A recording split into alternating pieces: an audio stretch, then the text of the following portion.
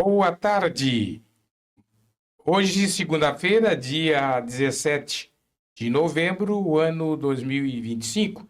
Estamos novamente com o programa Bastidores do Poder e, é claro, o nosso parceirão de toda segunda-feira, parceiraço, Jair Teixeira, que hoje tem novidades, hein? Pelo que eu estou ouvindo aí, que eu ouvi, li a coluna dele, ele tem muitas coisas aqui de Imbituba, tá? Tem novos secretários, tem temas importantes de Garopaba, tem mudanças, tem transferência, mas vou deixar tudo para ele, que ele é que sabe das coisas. Boa tarde, amigo. Boa tarde, meu amigo Gervásio. Boa tarde aos ouvintes do programa Bastidores do Poder. Boa tarde ao nosso amigo Ney, que está lá na parte técnica nos acompanhando e nos dando toda a assistência necessária para tocar mais um programa dos Bastidores do Poder nesta segunda-feira, nublada a princípio, né, meu amigo Gervásio? Tá nublado, exatamente. Agora, segunda-feira passada nós falamos um tema aqui de calibre 38. Até porque veio a ideia do calibre 38 em função da edição de número 38 do Bastidores do Poder. Hoje já passou o 38, estamos no 39. Mas tem alguém na política local, já que nós vamos começar falando na política local, ou pode ser até na regional, já tem alguém falando em calibre 38? Querendo usar o calibre? Não, ainda não, Gervásio. As eleições ainda estão distantes, né? A eleição para a presidência da República, para Senado, para governador do estado, para deputado federal e estadual ainda está um pouco distante, há menos de um ano, né? Conversações, né? Diálogos, articulações ainda nos bastidores, algumas coisas definidas, outras ainda não, que nós ainda vamos falar aqui no programa, mas vamos começar hoje pela política local, é isso, Gervásio? E aqui na política local, teria alguém em condições de usar o calibre 38? Depende qual o calibre de arma ou o calibre político.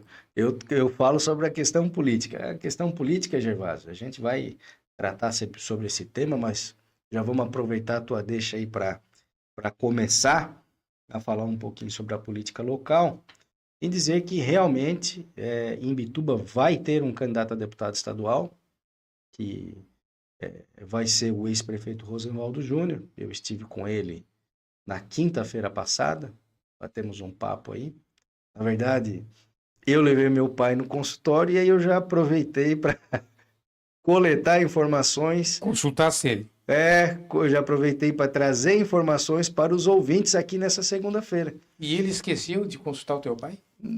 Era uma fala na medicina e uma fala na política. Mas, tratando-se de política, Gervásio, o que o Dr. Rosenwaldo me passou que realmente é candidato, é pré-candidato a deputado estadual, vai se desfiliar do PSB, vai se filiar ao PDT e será pré-candidato. Ele, inclusive, já está readequando a sua agenda no consultório para estar começando a fazer o corpo a corpo que ele quer começar aqui pela cidade.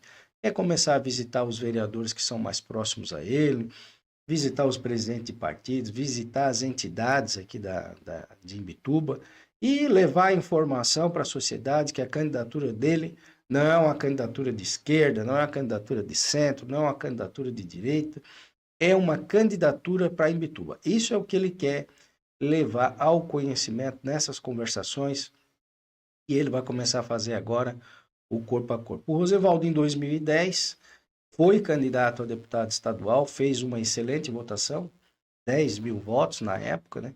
Depois se candidatou a prefeito e aí foi vencedor por 2 vezes, né? Foi prefeito até dezembro do ano passado, 2024. E agora ele vem com uma nova missão, sai do PSB, vai para o PDT, é o seu terceiro partido, ele que começou a sua vida política lá na extrema esquerda, que é o PT, depois migrou para o PSB e agora vai se filiar no PDT, porque segundo eles os números, né, os números apresentados pelo presidente estadual Rodrigo Minotto, que é deputado estadual, são favoráveis a ele. Ele acredita que pela nominata apresentada, do PDT, existe boas chances de o PDT fazer 2 cadeiras na Assembleia. Lembrando que hoje tem apenas uma cadeira, que é o deputado Rodrigo Minotto, então ele acredita que o PDT poderá ter 2 cadeiras, e aí ele ficaria com a segunda cadeira. Mas, na pior das hipóteses, ele ficaria ali numa boa suplência, numa primeira ou segunda suplência, aí de repente assumindo, né, uma parte do mandato do Rodrigo Minotto, enfim. Então, é aquela conversa que a gente vinha passando aos ouvintes de que pela primeira vez na história de Imbituba, talvez não teríamos candidato a deputado estadual, nem a federal. Vamos ter. Rosenvaldo da Silva Júnior vai ser candidato a deputado estadual, né, já está se preparando e vai correr. Segundo ele, precisa de mais ou menos uns 20 mil votos. Em 2010, ele fez 10 mil votos. Vamos ver como é que ele vai se comportar agora, depois de tanto tempo, né? Ele acredita que fazendo uns 15 mil votos na cidade, ele consegue pegar mais uns 5 fora, fechar 20 mil votos e abraçar a segunda cadeira da LESC pelo PDT. Então, matematicamente, ele está bem. ele acredita que pelo trabalho que ele fez na cidade, ele vai conseguir ter essa capilaridade, ele acredita que por não ter candidatos para concorrer aqui, e aí é o seguinte, Gervásio, não é só aqui. Pelo levantamento que fizemos, na região dos Lagos, que compreende 6 municípios, que é Pescaria Brava, Laguna, Imbituba, Imaruí, Garopaba e Paulópolis, esses 6 municípios não terão candidato a princípio. Então, isso favorece muito para o Rosenvaldo, que vai para essa aí, para ser candidato. E o Rosenvaldo é uma pessoa que eu aprendi a ler, de que ele é um cara, às vezes, sem volta. Ele sempre se colocou como candidato, né, mesmo não tendo condições, às vezes, de chegar, mas manteve a candidatura até o final. Foi candidato lá atrás, numa chapa pura, ele e o Eduardo Faustina. Depois foi vice do Osni. E depois acabou sendo candidato a prefeito e vencendo, e depois venceu. Então é um cara que tem um histórico bastante desafiador e vai participar ativamente das eleições do ano que vem. Então o imbitubense, o eleitor aqui da região, vai ter essa opção. Se vai agradar o gosto ou não, aí cabe a qualquer eleitor, enfim, de Imbituba e de região, decidir se vale a pena votar no Rosenvaldo ou não.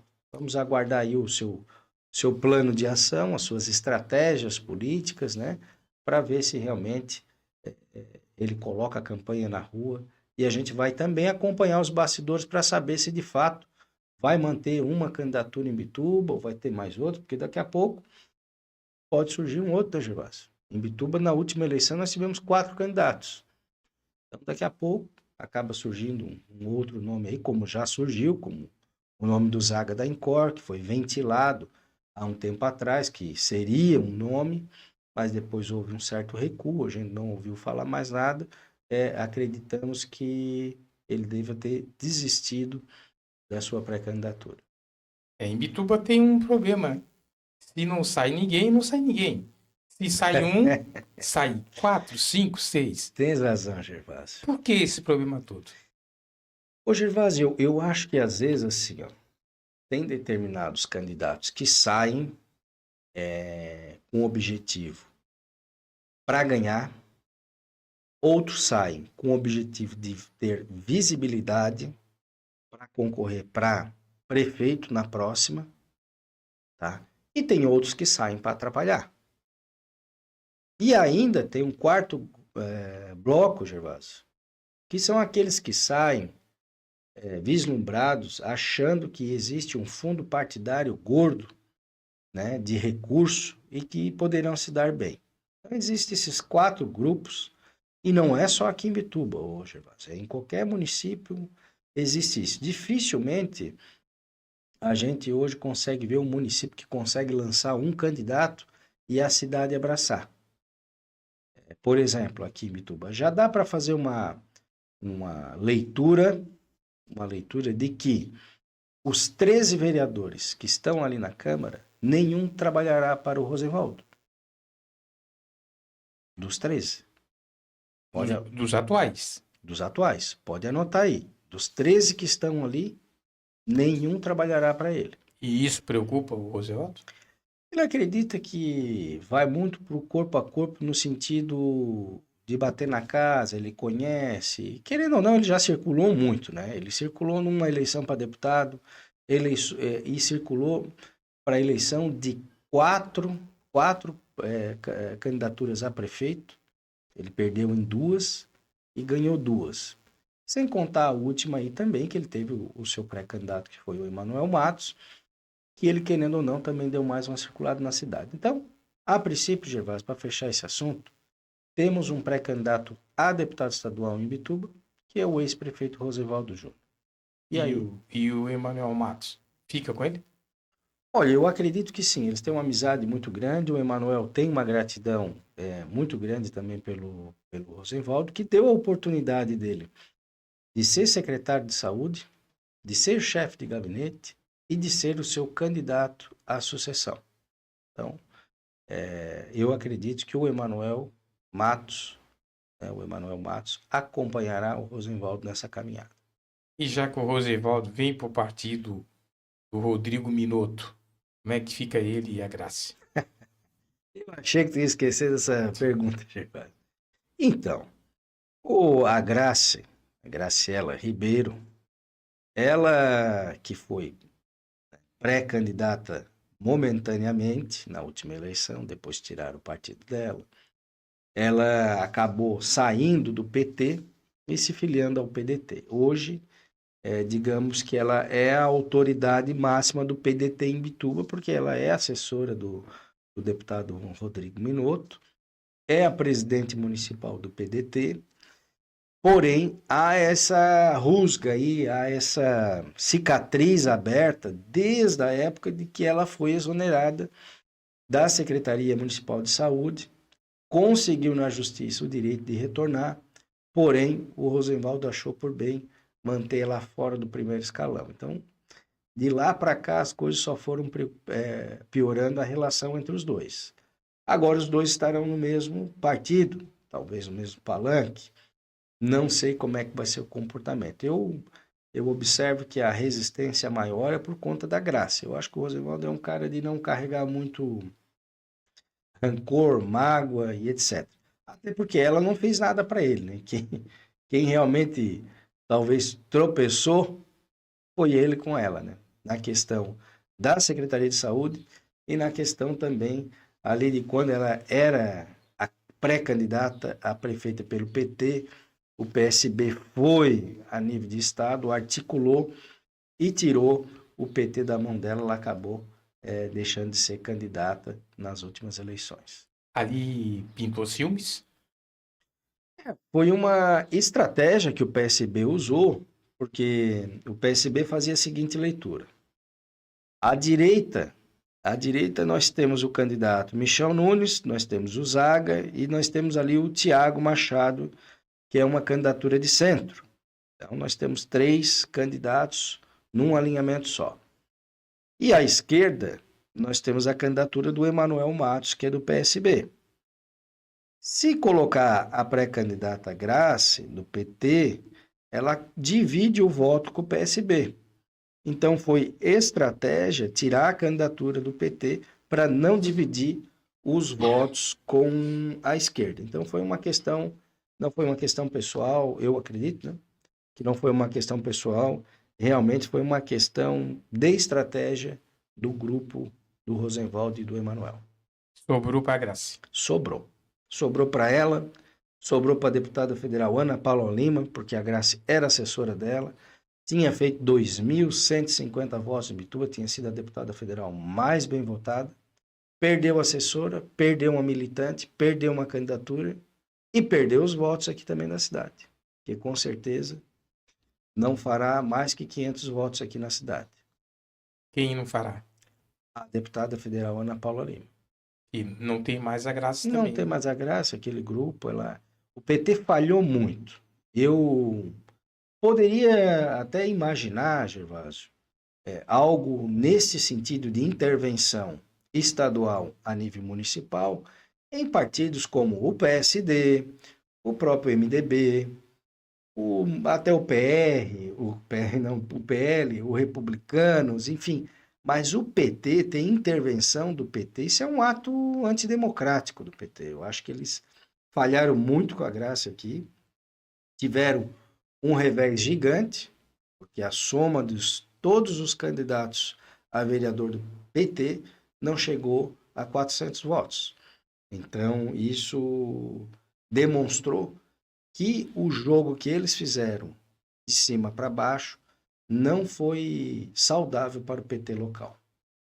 Próximas eleições aqui em Bituba, o PT vai ter que remar de novo?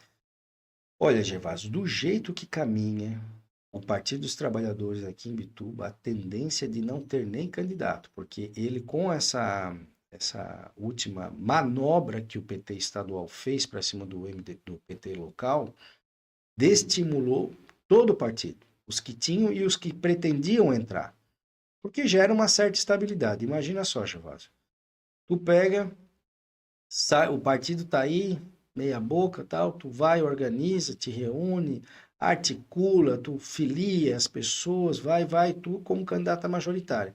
Quando chega lá em cima da hora, ela, segundo ela não recebeu nenhum telefonema, ficou sabendo pela imprensa.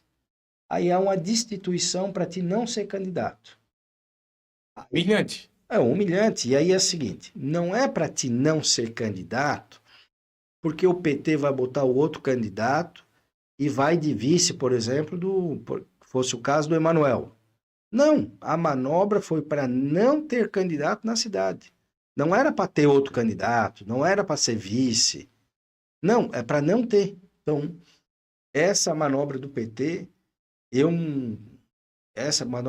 sinceramente, Gervásio, eu não imaginava. Imaginava dos partidos aí de centro, de direita, isso às vezes acontece, mas um ato desse aí, totalmente antidemocrático, com relação ao PT e com relação a uma pessoa que eu vinha acompanhando as pesquisas, a Grace vinha despontando, vinha pontuando muito bem nas pesquisas, com condições boas, principalmente quando a Luma começou a deixar de ser candidata ali, começou a dar uma freada, as pessoas vou votar na Luma porque a Luma é mulher e tal, começaram a dizer, a Luma não vai ser mais, então vou votar na Grace.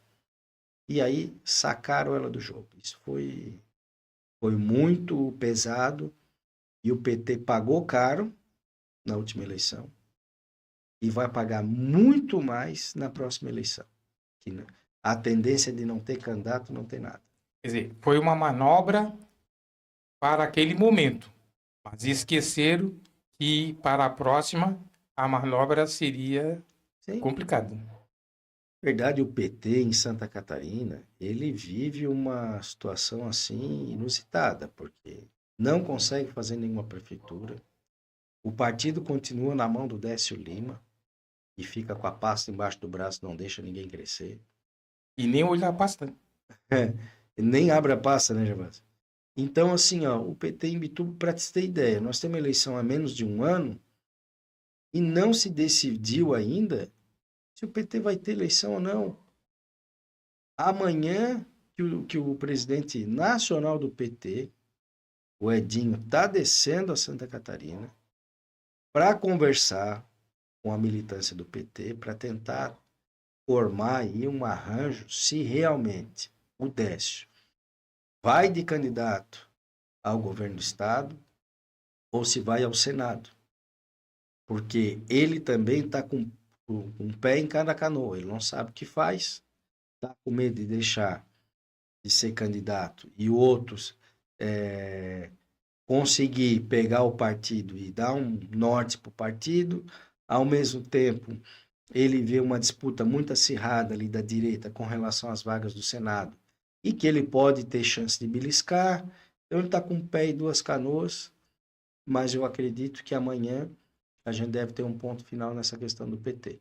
Se vai ter candidato a deputado ao governo do estado e quem será o candidato. Quando falas em Edinho, não é o Beis, né? Não. O Edinho Beis, não. O Edinho Beis continua no MDB. Até foi ventilado o nome dele aí, uma possibilidade dele ser candidato novamente a deputado federal, mas não houve ainda um pronunciamento oficial. Mas a situação do BEI está complicada, né? O Edinho, hoje ele ocupa uma diretoria numa federação de logística lá em Brasília. Ele hoje ainda trabalha lá em Brasília. Ele tem 6 mandatos de deputado federal. Abandonou a questão de disputa para deputado estadual, federal, depois daquele choque que tivemos aqui na região. Nós tivemos aqui o MDB, em vez de colocar um candidato na região, cismou colocar ali Benedetti e Edinho no mesmo canteiro.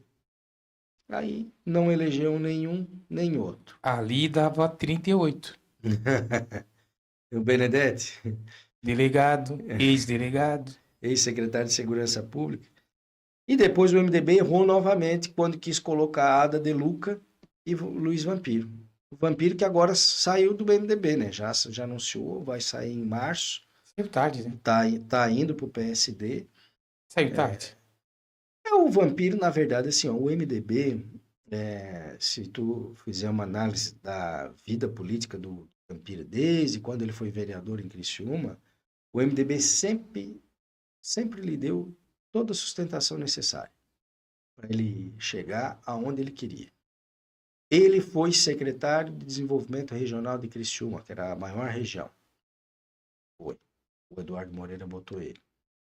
Aí ele resolveu sair de candidato a deputado estadual. Costurou mal, perdeu. Perdeu por 500 votos, a deputada Dirce. Depois, ele foi de candidato de novo e aí ganhou. Aí o MDB deu uma das maiores e melhores secretarias do governo do estado, a Secretaria de Educação. Aí ele se projetou já para ir para federal. Quis ficar no estadual de novo. Foi a federal. Aí perdeu. Ficou de primeiro suplente, perdeu. O deputado federal Carlos Chiodini foi ser candidato a prefeito lá de Itajaí, abriu um mandato para ele 4 meses. 4 meses lá, não foi capaz de dar uma liberada para a Ada De Luca, que era a suplente seguinte. Ele se queimou, né? Agora, cerca de uns 4 meses atrás, o deputado Chiodini assumiu a Secretaria de Estado da Agricultura e Pecuária e abriu o mandato de novo para ele. E ele foi, assumiu o mandato e até agora não abriu nenhum dia para a deputada Ada, nem para qualquer outro companheiro. E agora, por uma aproximação que ele tem do Júlio Garcia e tal, do próprio prefeito lá de Criciúma, né, do Salvaro, do ex-prefeito Salvaro, ele anunciou que estará de saída do MDB e se filiará ao PSD de Júlio Garcia. Corre nos bastidores que ele poderá ser candidato a deputado estadual, outros dizem que é federal. O Vampiro? O Vampiro. Então, Como diz corre inclusive informação de que ele poderá ser cabo eleitoral. É aguardar para ver. Também. Como diz o cara aqui, é para acabar, né? É para acabar. O homem vive unicamente da política. A política, Gervásio, é um meio assim, ó, que tu tem muitos com gratidão e muitos com ingratidão. A cada 10 é 7 ingratidão e 3 gratidão. Isso a gente acompanha aqui em Bituba, a nível de estado, a nível federal. A ingratidão é uma coisa... E às vezes a ingratidão não é só na política também, né, Gervásio? E o Vampiro tá numa dessas aí, né? O Vampiro eu acho que vai acabar pagando um preço alto, porque a tendência é de que o deputado Chiodini seja o vice de Jorginho Melo. Se ele for o vice, ele não vai ser candidato a deputado federal. Aí era onde a vez de o Vampiro tentar embarcar para tentar pegar a vaga. Não foi dessa forma que ele entendeu. Mas voltando a falar de Imbituba, Gervásio. Então nós vamos fazer o seguinte. Nós vamos voltar a falar de Imbituba depois do intervalo. Pode ser? Pode ser.